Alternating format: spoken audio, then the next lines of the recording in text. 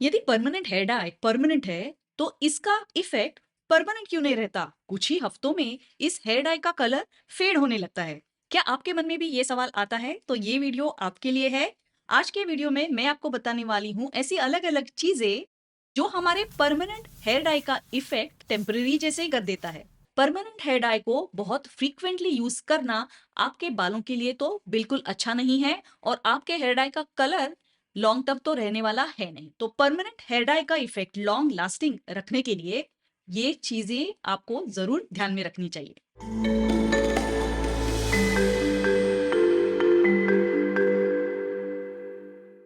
ये जानने से पहले हम जानते हैं कि बालों का स्ट्रक्चर कैसे होता है और परमानेंट हेयर डाई उस पर काम कैसे करता है। बालों का स्ट्रक्चर एकदम सिंपल सा होता है। आपको मैं बता दूं, बालों का सबसे अंदरूनी पार्ट होता है मेड्यूला। उसके ऊपर रहता है कॉर्टेक्स और इस कॉर्टेक्स में हेयर डाई के कलर डिपॉजिट होते हैं और सबसे ऊपर रहते हैं क्यूटिकल्स। और ये क्यूटिकल्स के लेयर्स एक टाइल की तरह एक के ऊपर एक रहते हैं। जब आपके बाल केमिकली प्रोसेस ना हो और एकदम हेल्दी कंडीशन में हो तो बालों की चमक, उनका स्मूथनेस, उनका सॉफ्टनेस इसी से बनता है। सबसे पहले हम जानते हैं कि परमानेंट हेयर डाई किस प्रकार काम करते हैं। परमानेंट हेयर डाई में तीन मेजर कंपोनेंट रहते हैं। एक तो अमोनिया जैसे केमिकल्स रहते हैं जिससे पीएच हाई हो जाए। दूसरा कंपोनेंट रहता है हाइड्रोजन पेरोक्साइड जैसी चीजें और तीसरा कंपोनेंट है कलर प्रीकर्सर। हेयर डाई को काम करने के लिए सबसे पहले तो बालों के क्यूटिकल्स खोलने पड़ते हैं और ये काम करता है अमोनिया। पीएच बढ़ाने के बाद क्यूटिकल के लेयर्स ओपन अप हो जाते हैं, रिलैक्स्ड हो जाते हैं और अंदर का कॉर्टेक्स एक्सपोज हो जाता है। हेयर डाई में जो हाइड्रोजन पेरोक्साइड रहता है वो हमारे बालों का जो परमानेंट कलर है यानी जो नेचुरल मेलानिन है उसे ब्लीच कर देता है। जी हाँ, आप एक बार हेयर डाई इस्तेमाल करते हैं तो आपके बालों का नेचुरल हेयर कलर परमानेंटली ही चेंज हो जाता है। तो हाइड्रोजन पेरोक्साइड करता है मेलानिन को ब्लीच ताकि हेयर डाई की जो शेड है वो बहुत ही यूनिफॉर्मली आपके बालों पर डिपॉजिट तो हो और शेड का जो कलर एक्सपेक्टेड है वही कलर बालों में आ जाए। नेक्स्ट स्टेप है colour precursor. Colour precursor molecules change होते हैं और उनका एक बड़ा सा मॉलिक्यूल बन जाता है जो कॉर्टेक्स में डिपॉजिट हो जाता है और उसके साइज की वजह से वो आसानी से बाहर नहीं निकल सकता और इसी तरह हमारे बालों में परमानेंट हेयर डाई आ जाता है। परमानेंट हेयर डाई का लॉन्ग लास्टिंग होना दो चीजों पर निर्भर रहेगा कि कॉर्टेक्स में ये हेयर डाई कितनी अच्छी तरह से डिपॉजिट हुआ है और दूसरा हमारे बालों का क्यूटिकल लेयर कितना इंटैक्ट है, कितना स्टेबल है। यदि हमारे क्यूटिकल के लेयर्स बहुत ही अच्छी तरह से अलाइन रहते हैं तो बाल रहते हैं शाइनी और स्मूथ। मगर यदि ये क्यूटिकल खुल जाते हैं,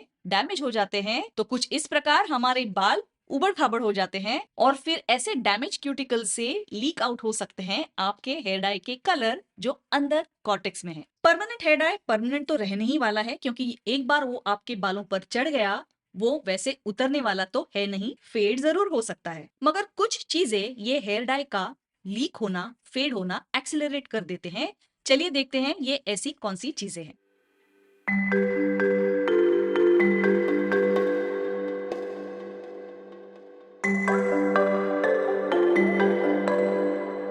यदि आप परमानेंट हेयर डाई लगाते हैं और फिर 24 से 48 घंटों के अंदर ही बालों को शैम्पू कर देते हैं तो इसका आपके हेयर डाई के रिजल्ट पर असर जरूर पड़ सकता है। इसीलिए हेयर डाई के साथ दिया जाता है एक कंडीशनर। हेयर डाई लगाने के बाद बालों को धोने के बाद ये कंडीशनर से रिंस करने से आपके बालों के क्यूटिकल बहुत अच्छी तरह से अलाइन हो जाते हैं, कलर सील इन हो जाता है। मगर ये कलर कॉर्टेक्स में अच्छी तरह से डिपॉजिट होने के लिए और लॉक होने के लिए थोड़ा और समय जरूरी होता है और इसीलिए 24 से 48 घंटों तक आपको शैम्पू नहीं करना है। आप जब शैम्पू करते हैं तो आप कौन सा शैम्पू इस्तेमाल करते हैं इस पर भी निर्भर रहता है हेयर डाई का रिजल्ट, क्योंकि कुछ शैम्पू है जिनकी पीएच हाई होती है, ये क्यूटिकल पे असर कर जाते हैं, क्यूटिकल खुल जाते हैं और इससे भी हेयर डाई का असर कम हो सकता है।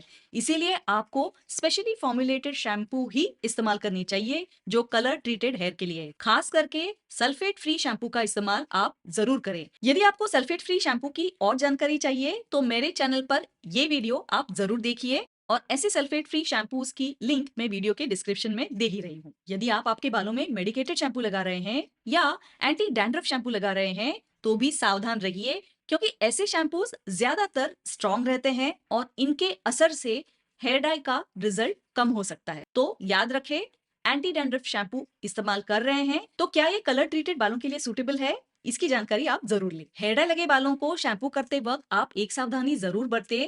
शैम्पू को स्कैल्प पे लगाएं, ना कि पूरे पूरे बालों की लेंस पर। बालों की लेंस पर आप शैम्पू का डाइल्यूट पानी जरूर लगा सकते हैं। इस प्रकार शैम्पू करने से हेयर डाई का इफेक्ट ज्यादा रहने वाला है। परमानेंट हेयर डाई लगाने के बाद जैसे मैंने आपको बताया, बालों के क्यूटिकल का स्ट्रक्चर चेंज हो जाता है, तो इसीलिए जरूरी है आप हर बार जब भी शैम्पू करते हैं उसके इमीडिएटली बाद आप कंडीशनर भी इस्तेमाल करें। कंडीशनर से क्या होता है, कंडीशनर से बालों की कंडीशन अच्छी हो जाती है, उसके क्यूटिकल के लेयर बहुत अच्छी तरह से अलाइन हो जाते हैं और इससे हेयर डाई के कलर का लीक आउट होना कम हो सकता है। याद रखें, हमेशा शैम्पू के बाद कंडीशनर जरूर इस्तेमाल करें और आप खास ख्याल रखना चाहते हैं तो एक बहुत ही अच्छा हेयर मास्क भी आप जरूर इस्तेमाल कर सकते हैं। इससे बाल हाइड्रेटेड रहेंगे, नरिश्ड रहेंगे और आपके हेयर डाई का इफेक्ट और भी उभर कर आएगा। क्या आप स्नान करने के बाद जब बाथरूम से निकलते हैं आपकी बाथरूम एक सोना चेंबर की तरह हो जाती है? मेरे कहने का मतलब है, क्या आप स्नान करते वक्त बहुत ही गर्म पानी इस्तेमाल करते हैं? यदि आप वैसा करते हैं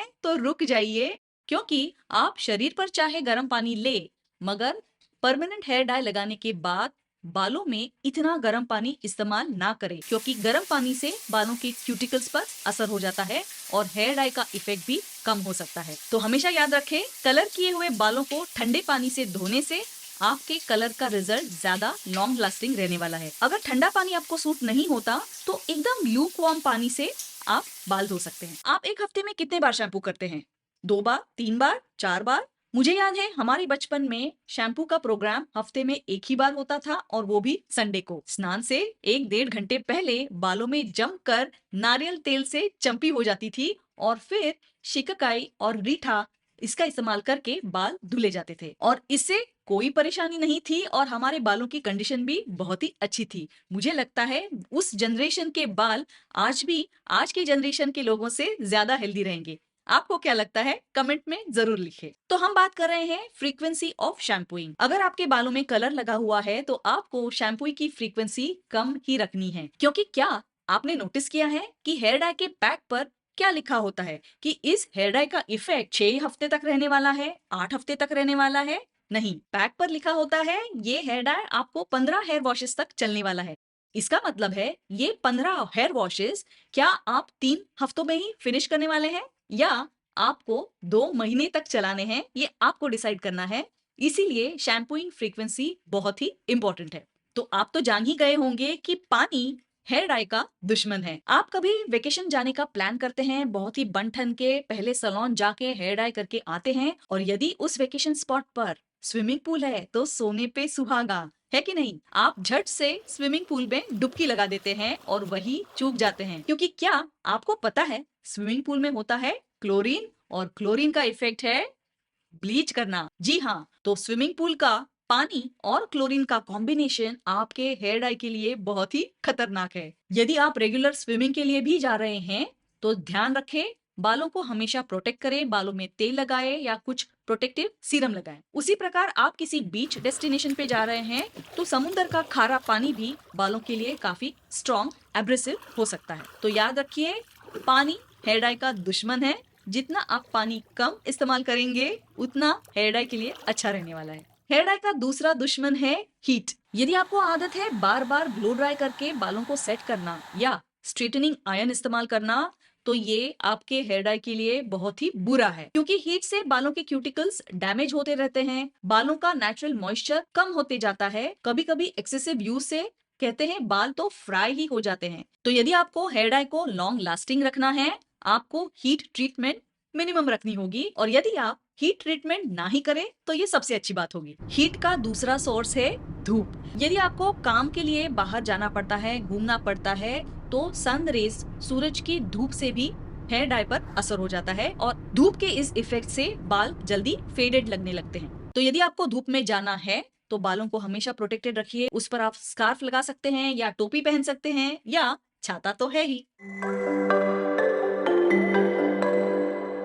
परमानेंट हेयर डाई स्ट्रांग होता है और इससे बालों का टेक्सचर भी चेंज हो रहा है। तो यदि आप आपके बालों में हर 2 हफ्ते 3 हफ्ते में परमानेंट हेयर डाई लगा रहे हैं, ग्लोबल ट्रीटमेंट दे रहे हैं, जबकि आपको सिर्फ रूट टचअप की जरूरत है, तो आप आपके बालों को कर रहे हैं ओवर प्रोसेस। और इस ओवर प्रोसेसिंग से बाल बन जाते हैं बहुत ही नाजुक, ब्रिटल और पोरस भी। बालों के क्यूटिकल्स बहुत ही डैमेज हो जाते हैं और इन पोरस बालों से, क्यूटिकल के गैप से आपके बालों का हेयर कलर निकलता रहता है स्लोली और स्टेडीली, और इसीलिए बाल जल्दी जल्दी फेड हो जाते हैं। और आप जितना ज्यादा हेयर डाई लगाते जाते हैं, आपके बालों की कंडीशन और भी बदतर हो जाती है। इसीलिए याद रखिए, आप परमानेंट हेयर डाई जब लगाते हैं तो 2 हेयर कलर सेशन में गैप रखिए। कम से कम 4-6 हफ्ते का आप गैप रखते हैं तो ये बहुत ही अच्छा होने वाला है। और 2 हेयर कलर सेशंस के बीच में आप दूसरा कोई जुगाड़ जरूर कर सकते हैं, दूसरे कोई प्रोडक्ट्स यूज कर सकते हैं, जैसे कि रूट टचअप पाउडर मिलते हैं, रूट टचअप चौक मिलते हैं, कुछ नहीं तो मस्कारा आप लगा सकते हैं। क्या आपने demi permanent hair colour try किए हैं या कलर डिपॉजिटिंग शैम्पूस ट्राई किए हैं? तो ये भी आप एक एज ऑल्टरनेट ऑप्शन जरूर ट्राई कर सकते हैं। और परमानेंट हेयर डाई बहुत फ्रीक्वेंटली लगाने से आपके बालों पर बिल्डअप होने वाला है और आपके हेयर डाई का लॉन्ग लास्टिंग इफेक्ट दिन ब दिन खराब होने वाला है। तो ये सारी चीजें जो मैंने आपको बताई, उनमें से कौन सी चीजें आप करते हैं या नहीं करते, मुझे कमेंट्स में जरूर बताइए। वीडियो अच्छा लगा तो लाइक जरूर कीजिए। तो आज के वीडियो में हमने देखा परमानेंट हेयर डाई को लॉन्ग लास्टिंग रखने के लिए हमें क्या सावधानियां बरतनी चाहिए, और कुछ ऐसी सावधानियां भी हैं जो आपको बरतनी चाहिए यदि आपको हेयर डाई इस्तेमाल करने के बाद आपके स्कैल्प में खुजली हो रही है, बर्निंग हो रही है, रेडनेस है, ब्लिस्टर्स है। और क्या आप जानना चाहते हैं कि हेयर डाई एलर्जी को कैसे ट्रीट करते हैं? तो इसके बारे में हम बात करेंगे अगले वीडियो में। फिर मिलेंगे। नमस्ते। चैनल सब्सक्राइब करना ना भूलें।